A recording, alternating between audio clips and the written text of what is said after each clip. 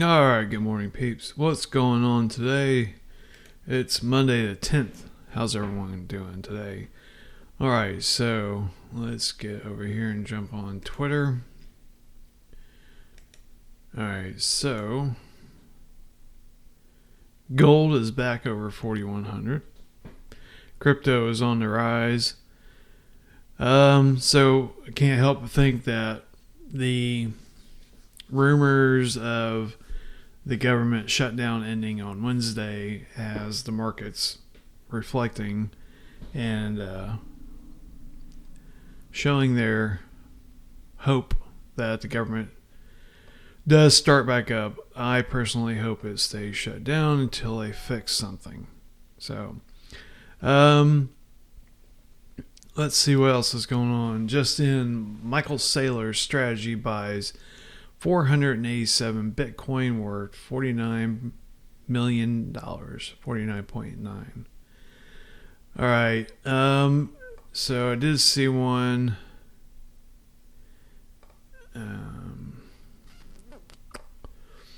So the Middle East, Iraq, Kurdistan, they are definitely trying to forward the idea that their elections are going to be secure this go round.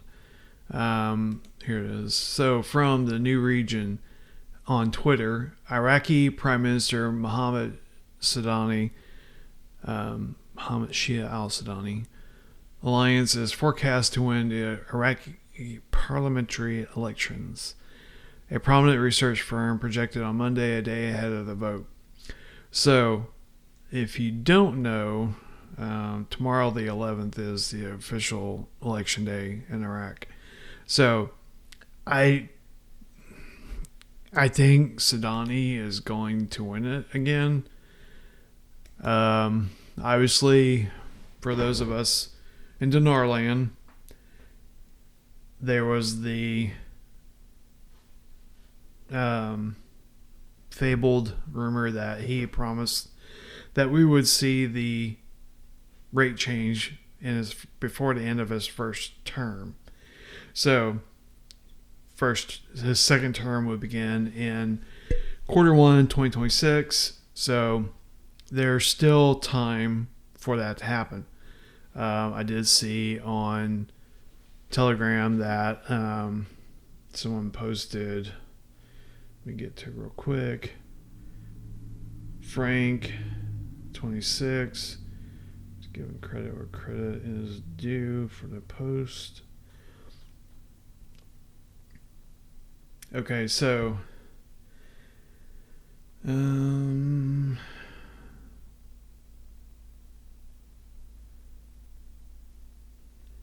I think I watched a little clip of him too that basically they're saying that the rate change is going to roll out Q4 25, which is now.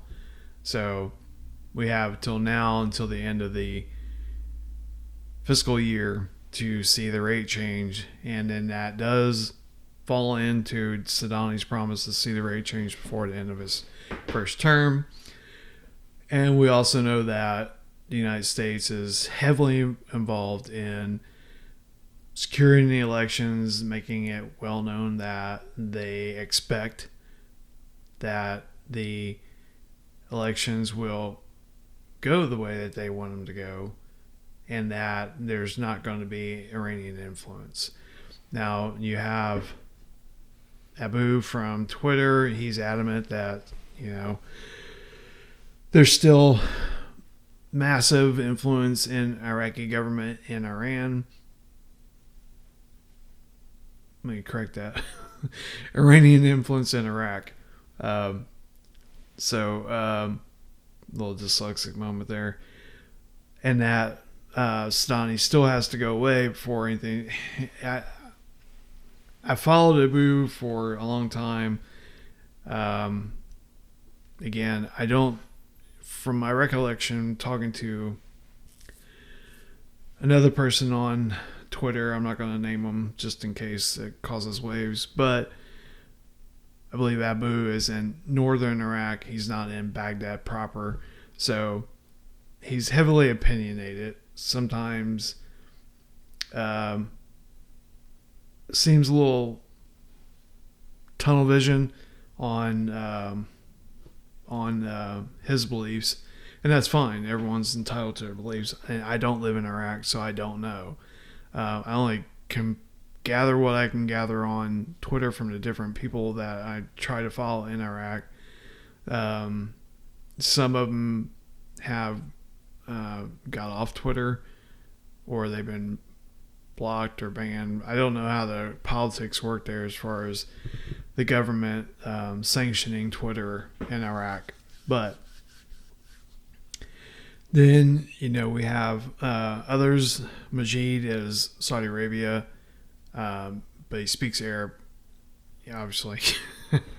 So he does real-time translations of these documents and things that people are putting out or trying to put out. Has anyone checked on Nader lately? I quit following him after that last kind of debacle with the AI generated notes and dinar notes that he was trying to float. So you just kind of have to sift through everything. Listen, just browse through people. I don't follow Frank adamantly. I just basically see stuff that people post on Twitter or on Telegram. Honestly, I can't stomach it. the theatrics and the eccentrics that Frank has, and I give him all the respect in the world because he's been in this for so long, and he definitely knows a lot about the workings of the dinar and Iraqi politics. So,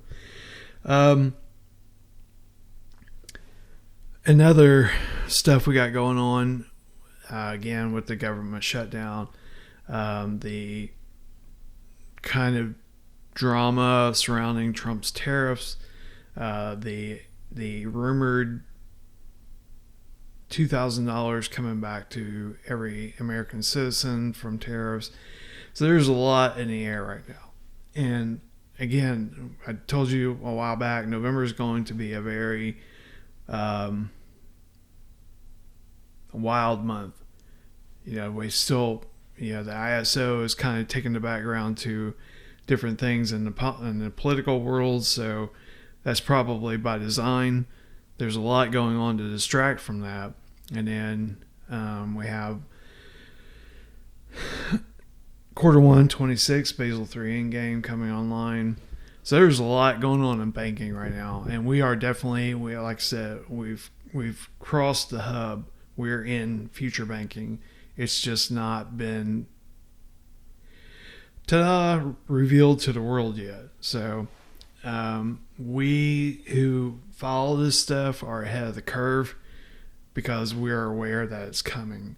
So imagine, Joe average guy working his 9 to 5 and just trying to make ends meet and has no idea about this, and all of a sudden he's going to get all this new banking reform and all the new banking standards, blockchain, crypto, all this stuff dropped on his lap, and he had no idea it's coming. It's going to be a shock to a lot of people. So if you're here and you're watching this video and you're following this on the different media outlets, consider yourself lucky. Even though it's a roller coaster and even though it's very stressful, I would count yourself fortunate that at least something's coming. So you can be less shocked when it actually rolls out. So there's so much noisy news out there that it's kind of all over the place. But the main things that I think we still need to focus on is the resolution in Venezuela, obviously Russia, Ukraine, a lot of tensions on the rise between Israel and Iran that believe there's going to be another skirmish there, and then in Iran and Iraq and the whole region, they're very desperate for water. So that is also playing into timing and politics in the area, in the region. So there's a lot. There's a lot in the basket and a lot in the frying pan in the Middle East. So it's going to take a little more time to sift out. November 22nd is the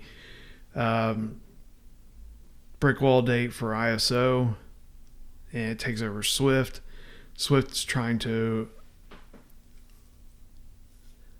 look for those lifelines to stay relevant, but I just don't think it's going to happen.